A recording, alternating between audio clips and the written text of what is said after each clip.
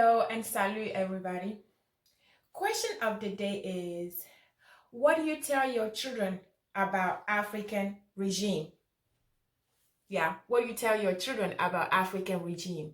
Do they ask you questions about the government in Africa? The presidents, the elections, the politics, all of that. Do your children ask you questions about African regime? Most importantly, what do you tell your children about the African regime? What do you tell them? While you are thinking about it, we are going to chat about this. But before we do, of course, I want to welcome you back to the channel. If you're new, welcome to the family. I'm happy that you are here. I am grateful for your attention. I am grateful for your support. I am grateful that we are all alive today. We get to see another day. We are breathing. I am super happy for all of us. And I thank you. You could have been somewhere else. You could be doing something different. You could be, sitting somewhere doing something else, but you are listening to me right now. So for that, I am super grateful for you. So we are talking about African regime. And I want to tell you that I decided to do this video because I was talking to a friend. I met a guy from Ethiopia, and he was with his family. He has two cuties, twins, a boy and a girl. I think they are between, I'm not sure, but I think between 7 and 8, 7 and 8, I think. But we were talking, and when I met him, it was me first time. And when we met, I told him where I was from, and he was like, "Oh my God, how is your president? He's still, how is your president? He's still a president, right?" Because he said his father used to talk to him about our president in Africa. And our president in my country, let me get it right. My president in my country, he said his father used to talk to him about, our president in our country when he was a young boy. And when he got married, our president was still a president. Yes, the same man was still a president when he got married. This is what he's telling me. That is he still, alive? Is he still a president? So of course, this led to another, this was deep. So we started discussing this. If you know me, we were in the conversation really deep, and all of a sudden the boy says, "Dad, so you can be a president forever in Africa?" And the little girl said, "Forever?" And we both looked at each other. We like, no. So, first I need to stop our conversation and I focus on the boy and his sister. So I focused on them, and I was talking to him. I said, "What is it that your sister never want to share with you?" And he said, "Ice cream and cereal for some reason." So I was telling him, I said, "Your sister doesn't want to share, the cereal or ice cream with you because she's greedy. She doesn't want you to have some. She want to have it for herself. She doesn't want to share, the sweets, because it's so good that she doesn't want to share it with you. She want to keep it all for herself, So I was trying to explain it to him that that's what is happening. No, you cannot be a president forever, but that's what people are doing. And anyway, it's a long story. So I tried to explain that to the little boy, and his sister.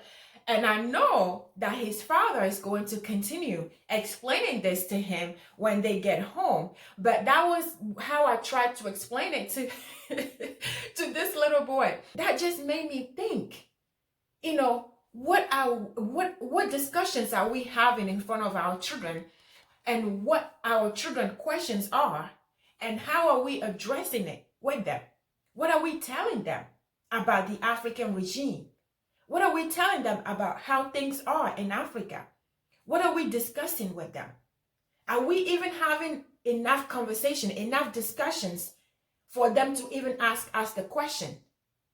Are we even discussing those topics with them or in front of them for them to be curious enough to ask the questions? Most importantly, when they ask the question, What are you telling them? How are you telling them? I want to know. I want to hear it. We want to have this conversation. And before you tell me, Nicole, it was only one boy and one little girl. I want to tell you that it only takes one. It only takes one little boy and one little girl to change the whole Africa. Let me say it again. It could only take one little boy and one little girl to change Africa forever. So don't say that it was only one boy or one girl. Why am I making a big deal out of it? Out of this. We need to make a big deal out of it. We need to make videos out of this because it is important. We don't want our children to take the wrong ideas. We don't want our children to be disappointed. We don't want our children to lack interest in Africa based on our conversations, based on what we say, based on what we see, what they see on TV, based on how we are discussing our countries, the African regime. So I want to know, and I want you to think about it. What are you telling your children? What are you going to tell them when they ask you the question? Are you having the conversations in front of them for them to be curious? Are you making them curious? Are you educating them? What conversations are you having with your children? I want to put that in your mind today. I want you to think about that. I'm talking about all of us, African families abroad. I'm talking about all Africans. I am challenging all of us Africans to think about this, to start thinking about it, to think about this. Because again, it only takes one boy. It only takes one little girl. It only takes one man. It only takes one woman. It could only take one boy. It could only take one little girl. It could only take one man. It could only take one woman. So I'm trying to do my part, and I want you to do your part by sharing this with anyone that you know, any parents out there that you know, any parents, any adults, anyone, any Africans that you know, even non-Africans. Start a conversation with anyone out there who has any interest at all in Africa. Because we all have to come together. We all have to do our part. We all have to put our minds together to help our new generation so that they can grow up and make Africa a better place for us. So that they can grow up and be better people than we are.